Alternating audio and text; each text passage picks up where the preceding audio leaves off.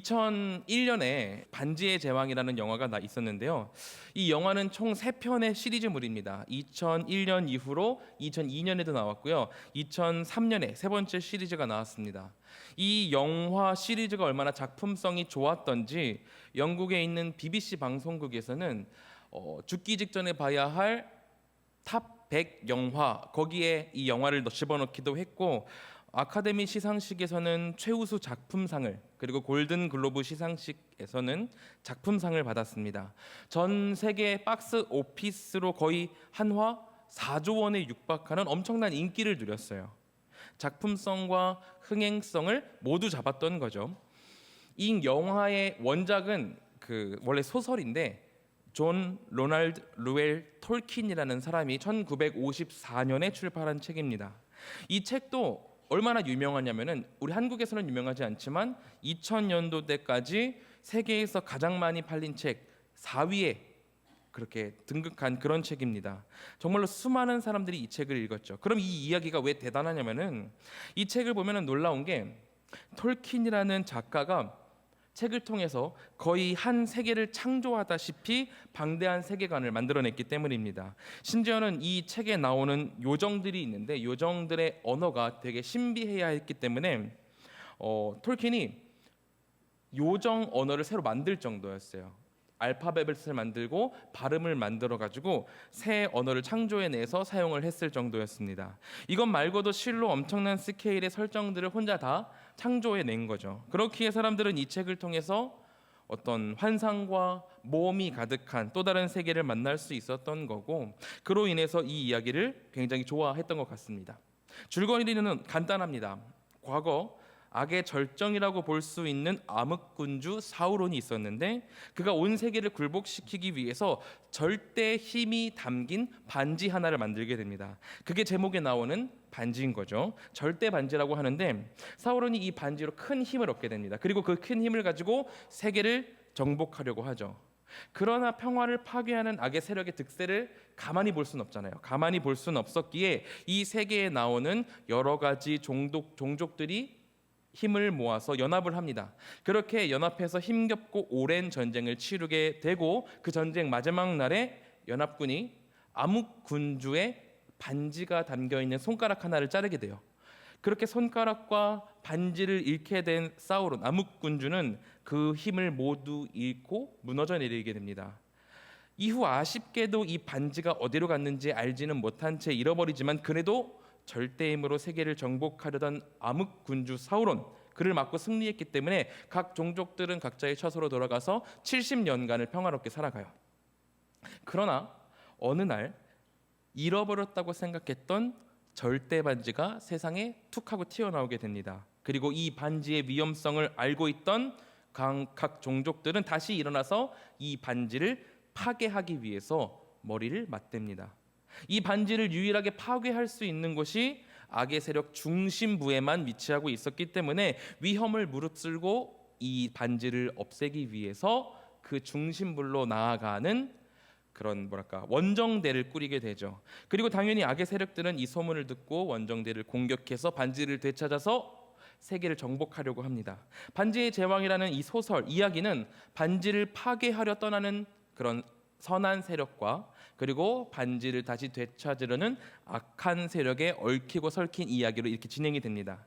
재밌는 것은 이 반지의 제왕에서 여러 가지 능력을 가진 다양한 주인공들이 나오지만, 직접 반지를 가지고 반지를 파괴하기까지 마지막까지 중요한 역할을 하는 프로도라는 존재가 굉장히 약한 존재라는 거예요. 그는 아무것도 할 줄 모르는 작은 존재였습니다. 인간 종족에는 마법사도 있고 아주 전투를 잘하는 전사도 있습니다. 요종 종족은 활도 잘 쓰고 민첩해서 큰 일들을 많이 하죠. 난쟁이 종족이라고 한 것도 있는데, 그들은 도끼를 잘 쓰는 천하장사 같은 역할이라 가지고 굉장히 힘이 센 역할도 있습니다. 하지만 반지를 들고 끝까지 책임지면서 나아가는 가장 중요한 캐릭터 프로도는 호빗이라는 작은 종족이에요. 이 호빗이라는 종족은 키도 인간의 반만 하고 평화를 좋아하며 그냥 놀고 먹는 그런 종족이었습니다. 힘이 세거나 마법을 할 줄 안다거나 아무것도 하는 거 없이 그냥 즐겁게 살고 있던 존재인데 집안의 어른이 길을 가다가 반지를 하나 주셨고 그게 절대 반지였고 그 절대 반지가 나한테 어떤 뭐랄까 되물려 내려왔기 때문에 그거 하나만 가지고 이 엄청난 그룹에 껴서 목숨을 건 여행을 떠나게 된 거예요. 주인공 호빗 프로도. 그는 작고 보잘것없었으며 중요한 직책을 짊어질 만한 인물로 여겨지지 않습니다. 하지만 2000페이지가 넘어가는 이 책이 스토리가 진행이 될 때 그 책에 나오는 어떤 이들은 고통과 환난 혹은 자신의 욕심으로 인해서 변절도 하고 도망도 갔지만 프로도 그만큼은 자신이 보잘것없는 존재임에도 꿋꿋이 홀로 자신의 임무를 다해 나가는 모습을 보여줍니다. 반지의 제왕의 저자 톨킨은 이런 판타지 세계를 창조한 사람이지만 그는 독실한 가톨릭 신자였고 실제로 그는 자신의 저작이 기독교적인 작품이고 오컬트적인 요소, 미신적인 요소들은 배제하고 기독교적인 색채로 가득 채웠음을 이야기했습니다. 그런 의미에서 저는 작가가 이 작고 보잘것없는 존재 호빗 프로도를 어디에서 영감받아 만들었는지를 확신 있게 이야기할 수 있습니다. 바로 우리 인간이죠. 다른 존재들은 굉장히 힘도 세고 능력도 많지만 그리고 세상은 아득히 높은 존재들에 의해서 온갖 암투가 가득하지만 오직 자신의 임무를 기억하고 고난과 환난을 이겨내며 임무를 수행해 나갈 때 그는 아무도 해내지 못했던 일들을 맞춰서 세상의 전쟁을 불식시키고 평화를 가져올 수 있었습니다. 그것은 극 중에 나오는 수많은 강한 존재들, 요정이나 난쟁이, 마법사, 전사도 이루지 못한 그런 엄청난 일이었어요. 아이러니하게도 아무런 힘이 없는 이 작은 호빗이 그 일을 성공해낸 거죠. 오늘 본문에서도 아주 작은 존재가 한 명 나옵니다. 한나라는 여인이에요. 그녀는 그 시대 여인들에게 굉장히 필수적인 임무 하나도 제대로 수행할 수 없는 그런 인물이었습니다. 아기를 낳아야 한다는, 그래서 가정을 키우고 뒤를 이어갈 사람을 만들어야 한다는 원초적인 기능을 상실한 자였어요. 그리고 저는 오늘 설교 본문을 읽지 않았다는 걸 지금 생각해냈습니다. 설교 본문은 읽을 필요 없습니다. 사무엘상 1장과 2장 내용입니다. 사무엘상 1장, 2장 내용입니다. 우리 성도님들께서 보시다가 본문이 어딘가 그래서 하실 것 같아가지고 지금 이렇게 말씀을 드립니다. 어쨌든 한나는 자신의 기능을 제대로 할 수 없는 존재였어요. 그 시대에 아기를 낳지 못한다는 것은 신에게도 그리고 이웃들에게도 저주받은 일로 여겨졌고 그렇게 그녀는 누구보다도 작고 미약한 존재였습니다. 그러한 여인을 오늘 주님이 어떻게 사용하셨는지를 바라보고 또 마찬가지로 나라는 존재가 얼마나 아무것도 아닌지를 기억하고 또 그렇지만 어떻게 나아가야 할지 하나님께서는 우리를 어떻게 사용하시는지를 알아보는 것이 우리가 오늘 나눌 말씀인 거죠. 사무엘상 1장 1절부터 2절은 이렇게 시작을 하고 있습니다. 사무엘상 1장 1절부터 2절입니다. 제가 읽겠습니다. 에브라임 산지 라마다임 소빔에 에브라임 사람 엘가나라 하는 사람이 있었으니 그는 여로함의 아들이요 엘리후의 손자요 도후의 증손이요 숲의 현손이더라. 그에게 두 아내가 있었으니 한 사람은 이름은 한나요 한 사람의 이름은 브닌나라. 브닌나에게는 자식이 있고 한나에게는 자식이 없었더라. 사무엘서는 시작하면서 한나라는 여인에게 집중하고 있습니다. 사무엘서라는 이 대서사시가 진행이 되는데 엄청난 대하 드라마가 시작이 되는데 그 앞에서 한 여인에게 집중을 하고 있어요. 1절은 남편인 엘가나에 대해서 길게 설명을 하고 그가 꽤 유력한 사람이었다는 것을 의도적으로 이야기를 하고 있지만 그는 그냥 일반적으로 얘기를 하는 거고 남자에 대해서 일반적인 소개를 하는 거고 그렇게 끝내고 있는 반면에 여자 한나, 이 여인 한나에 대해서는 한나의 상황이 어떠한지 그리고 그녀가 어떤 캐릭터인지에 대해서 바로 스토리를 이어가면서 독자들의 시선을 한나에게 집중시키고 있습니다. 그녀는 우리가 잘 알고 있듯이 박복한 사람이었습니다. 아이가 없었고 또한 사람들에게 이해받지 못하는 사람이었어요. 엘가나의 둘째 아내 브닌나는 아이가 많았습니다. 4절에 보면은 엘가나가 그의 아내 브닌나와 그의 모든 자녀에게 재물의 분깃을 줬다고 나와 있어요. 모든 자녀라고 한다면은 적어도 자녀가 둘 이상 있었다는 이야기죠. 이렇게 브닌나는 축복받았다 생각될 정도로 아이가 많았는데 이렇게 아이를 많이 낳았음에도 불구하고 남편 엘가나가 한나만 신경 쓰면서 그녀에게는 갑절의 분깃을 주니 얼마나 짜증이 났겠어요.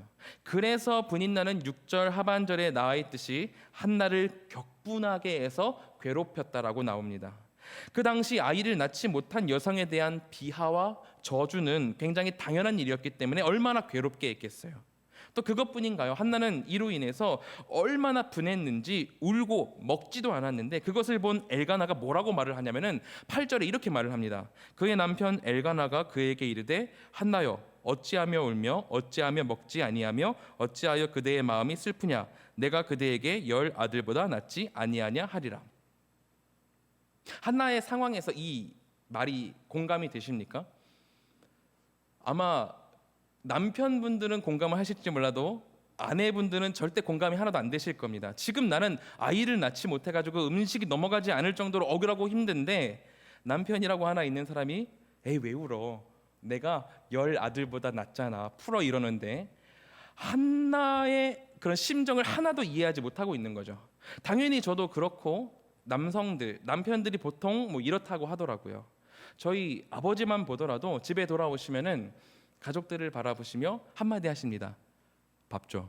이렇게 말씀하시는데 이렇게 이해해주지 못하는 남편에 대해서 소통 전문가라고 불리는 김창옥 강사님은 어떤 유튜브에서 자기 라이브에서 이게 질문을 받다가 어떤 고령의 어머니께서 질문하는 걸 이렇게 대답을 하시더라고요. 고령의 어머니께서 이렇게 말씀을 하셨습니다. 본인은 마지막 소원이 있다면은 남편이랑 한국에서 아주 멀리 떨어진 좋은 곳에 가고 싶다고 하시는 거예요. 그래서 김창옥 씨가 아유 어머니 아주 좋은 데 가서 아주 좋은 시간 보내려고 하시는군요 라고 물어보니까 그분이 아니요 남편 거기다 묻어두고 오려고요 라고 그러시더라고요. 저도 그렇지만 남자의 기본적인 특징인지 모르겠지만 공감의 부재가 있을 때가 있습니다. 우리가 이것을 기억하고 잘 고쳐야겠죠. 나중에 또 한 가지 또 있는데 나중에 한나가 성전에서 기도할 때 엘리 대제사장의 반응도 그렇습니다. 한나가 하나님께 열심히 기도를 하고 있는데 엘리 대제사장은 한나에게 가서 말을 하죠. 술을 끊어라. 술 먹고 왜 여기서 주정을 부리고 있느냐라고 말을 하죠. 한나의 상황 가운데 아무도 단 한 사람도 한나를 제대로 알고 이해해 주는 사람이 없습니다. 그녀의 상황이 그녀가 다 그 당시 일반적인 사람이 느끼기에 얼마나 박복해 보였을지 우리는 이를 통해서 알 수 있어요. 아기가 없어서 조리돌림을 당하고 어떤 비난을 당하고 괴롭힘을 당하고 그리고 이 모든 상황에 대해서 자신을 이해해 주는 사람이 아무도 없었습니다. 그만큼 작고 부족하고 고통스럽고 쓰라린 상황 가운데 있었어요. 그런데 여기서 우리가 주목할 것은 성경이 이 모든 게 사실은 하나님으로부터 인함이라고 말한다는 점입니다. 1장 5절에 보면 이렇게 나오죠. 후반절에 보면은 그러나 여호와께서 그에게 임신하지 못하게 하시니 이 여인의 한스러운 상황을 바라보시면서도 주님은 그녀의 태문을 열어주지 않으셨습니다. 왜였을까요? 왜 한나가 이 고통을 겪어야만 했을까요? 그것은 하나님께서 이 여인을 향한 계획이 있으셨기 때문입니다. 사실 사무엘 상하, 사무엘서 전체를 놓고 보면은 사무엘서는 기도로 시작해서 기도로 끝나는 책입니다. 사무엘서의 처음과 끝에는 각각 하나의 기도문들이 놓여져 있어요. 그 기도를 통해서 삶의 문제가 해결되는 스토리가 나옵니다. 사무엘상 1장에서는 한나가 기도로 자신의 고통에 대해서 토로하는 내용으로 시작하고 사무엘하 24장, 사무엘서가 다 끝나는 사무엘사 24장은 다윗이 기도로 재앙을 멈추는 이야기가 나옵니다. 이렇게 기도를 사무엘 상하 처음과 끝에 배치해 두면서 하나님께서 독자들에게 전하고 싶으신 메시지는 무엇일까요? 그것은 한나의 고통스러운 기도를 들으시고 그것을 해결할 창구를 열어주신 하나님께서 마찬가지로 마지막에는 다윗의 기도를 들으시고 백성들을 죽음으로 몰고 가던 재앙의 손길을 거두셨다는 것을 이야기하고 싶은 거예요. 아이가 출생하는 생명이 처음에 등장하고 재앙으로 인한 죽음, 그것을 모면한 것이 마지막으로 나오는 겁니다. 생명과 죽음, 사람의 인생의 모든 것이 사무엘상 하서 안에 들어있는 거예요. 이 모든 것이 인간의 힘으로는 해결할 수 없는 문제인데 우리 주님께서는 이 모든 것들을 자신께서 기도를 들으시고 해결하셨다는 거예요. 생명과 죽음, 이 모든 것이 우리 주님 손 안에 달려 있음을 우리 본문이 이야기하고 있는 겁니다. 사무엘서는 이스라엘의 역사서입니다. 하나님 나라의 역사를 전체를 담고 있는, 그 당시의 나라의 역사를 담고 있는 책이에요. 그 이스라엘 역사 전체를 생명과 죽음의 이야기로 감싸고 계신 하나님의 놀라운 손길을 우리는 사무엘서를 통해서 경험하게 되는 거예요. 그런데 사무엘서에 나오는 백성들의 관심은 어땠는지 알아요? 어땠냐면은 정치제도, 왕, 이런 거에만 집중하고 있었습니다. 사람들은 나라가 바로 서려면은 정치 조직을 제대로 짜고 수많은 계획을 촘촘하게 엮어서 잘 되게 하는 게 중요하다라고 생각을 했겠지만, 당연한 일입니다. 당연히 이렇게 하는 게 중요했겠지만, 하나님의 나라는 그것보다 더 우선시 되는 게 있는데, 하나님의 나라는 인간의 지혜가 아닌 한 사람의 기도를 들으시는 하나님 한 분께 달려 있다라는 것을 알아야 한다는 이야기가 사무엘서가 우리에게 말하고 있는 이야기인 거죠. 그렇게 우리는 한나가 사무엘서 1장에서 이렇게 고통을 당하고 어려움을 겪는 것에 대해서 한나 개인의 일로만 치부해서는 안 됩니다. 한나의 이야기는 단지 한 여인의 고통을 해결하는 이야기라든지, 아니면은 사무엘 선지자의 탄생기라든지 그런 것을 적어놓은 정도에 그치는 것이 아니라 이스라엘 역사 전체의 궤를 함께 하고 있다는 것을 우리가 이해하고 함께 읽어야 한다는 겁니다. 여러분들, 사무엘서의 배경이 되는 사사기서의 마지막 단락을 너무나도 잘 알고 계실 거예요. 레위인이 첩을 들이고, 하나님의 제사장이라는 그 레위인이 첩을 들이고, 또 그 첩이 도망을 가고 그 첩을 잡으러 갔다가 남색을 하는 불량배들을 만나고 이 일로 아내가 대신 범해져 가지고 죽고 입에 담기도 힘들 정도로 도덕과 질서가 무너진 이스라엘, 그 이스라엘의 모습을 전부 다 기억하고 계실 겁니다. 이 모든 것에 대해서 성경은 이렇게 묘사를 해요. 사사기 21장 25절에 이렇게 말합니다. 그때에 이스라엘이 왕이 없으므로 사람이 각기 자기의 소견에 옳은 대로 행하였더라. 사무엘서 1장, 이때 이스라엘 백성들은 완전히 자신의 생각대로, 자신의 소견에 따라 행하면서 악을 발했습니다. 이 나라가 하나님의 나라요, 이 백성이 주님의 백성임에도 불구하고 그들은 왕이신 하나님을 망각하고 주님의 뜻이 아닌 자신의 뜻을 따라서 행했던 거죠. 이와 같이 하나님의 나라가 빛을 잃었으니 그 나라에 어떤 선한 것이 있겠고 어떤 생명력이 있겠어요. 그들은 태가 막힌 여인과 같았습니다. 아무런 생명을 잉태할 수 없는 저주받은 존재가 된 거예요. 마치 오늘의 본문의 한나와 같이 말이죠. 그렇기에 사무엘서는 이스라엘 왕국 전체의 역사의 시작에 하나님께서 태를 막아두신 한나가 나오고 있는 겁니다. 이것은 이상한 일이 아닌 거죠. 그녀는 그녀의 삶 자체로 이스라엘 전체를 묘사하고 있기 때문입니다.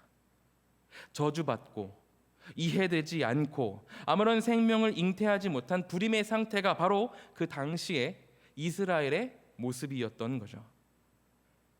그런데 그럼에도 불구하고 희망이 있는 것은 이스라엘이라는 하나님 나라 전체를 어깨에 맨 존재 한나가 기도를 시작했다는 점입니다.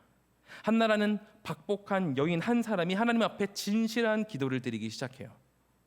엘리 대제사장은 하나님의 음성도 듣지 못한 지 이미 오래일 정도로 영적으로 발해 있었고, 그의 아들들은 이미 성전에서 악한 일들을 스스럼없이 자행할 정도로 타락했습니다.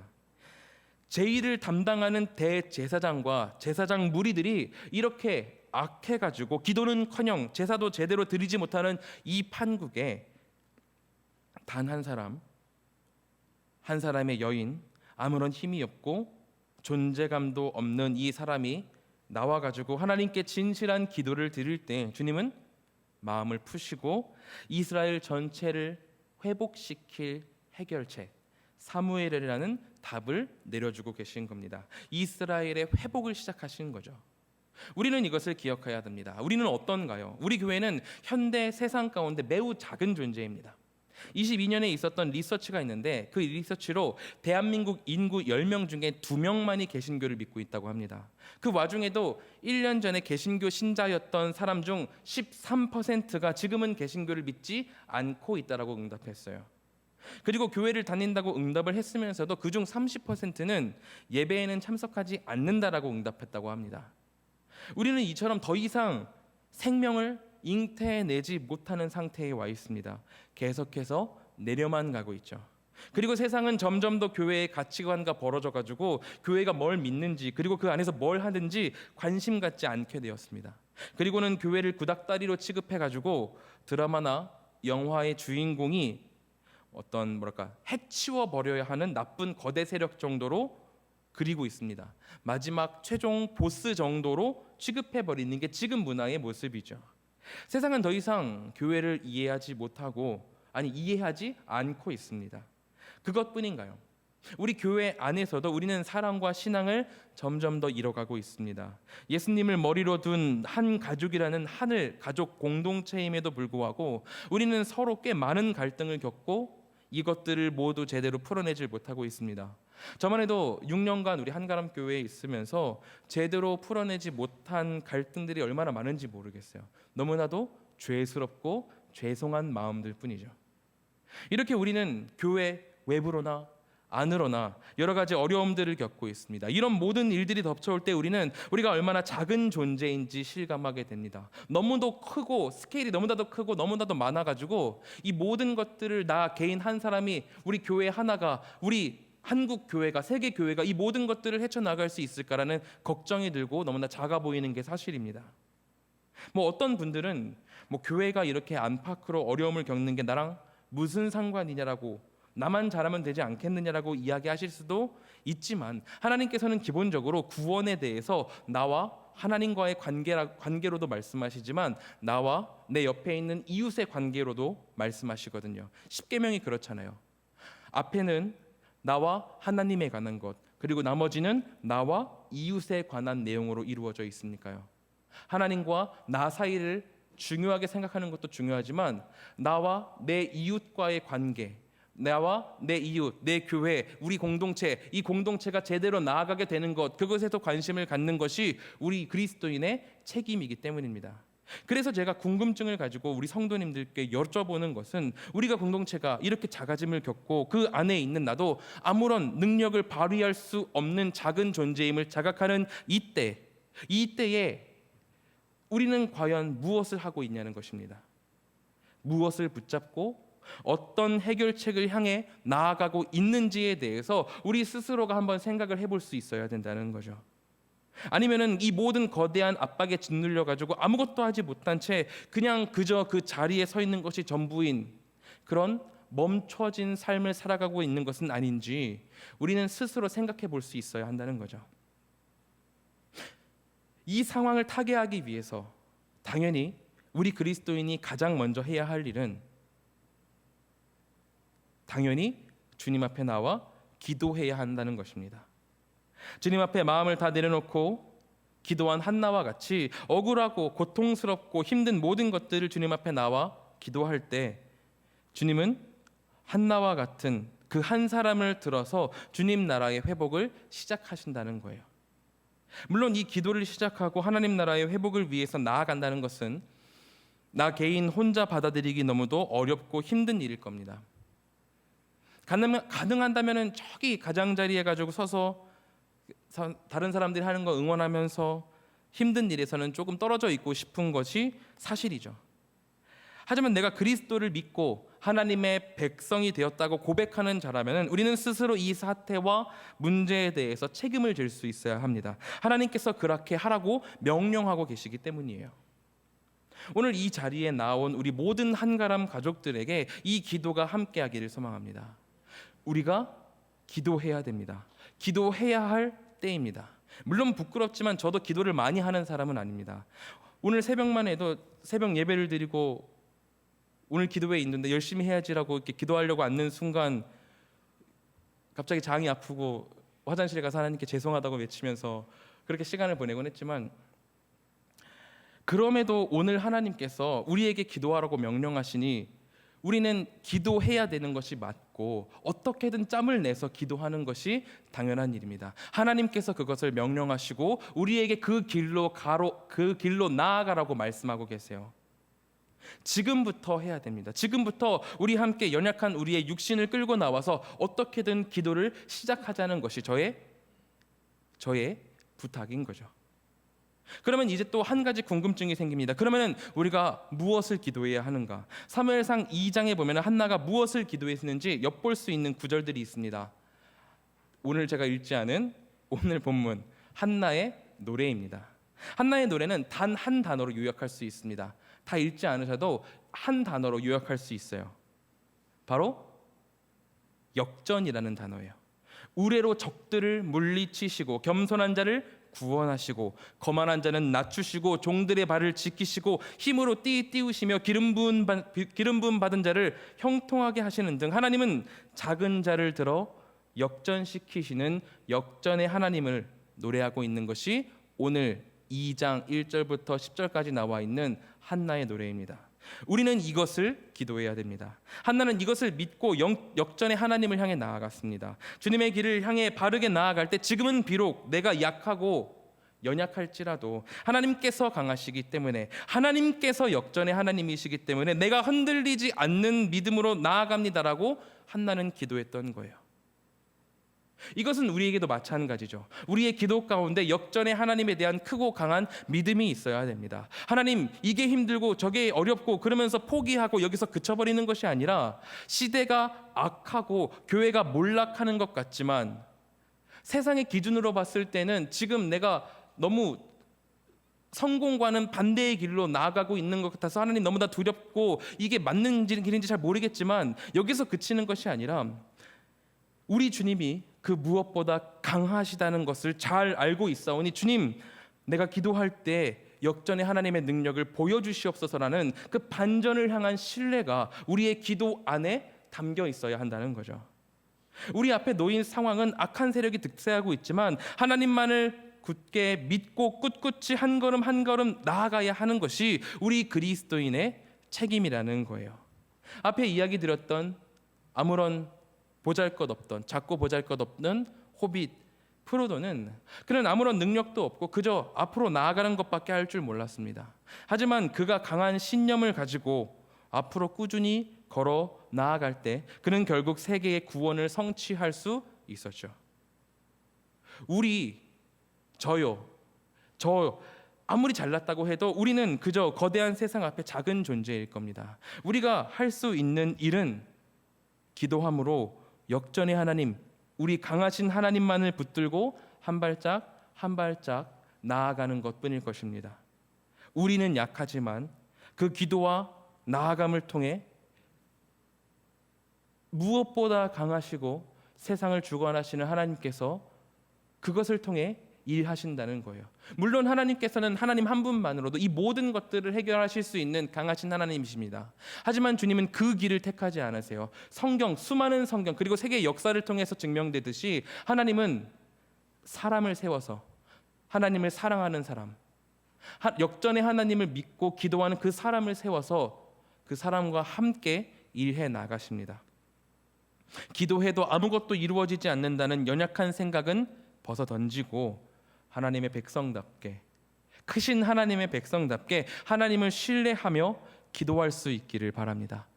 우리가 그렇게 기도할 때에 우리 공동체가 변화되고 우리 서울이, 우리 한국이 변화되고 전 세계가 주님 앞으로 돌아오는 놀라운 일들을 목도하게 될 것입니다. 이것을 기억하며 우리 함께 기도하도록 하겠습니다.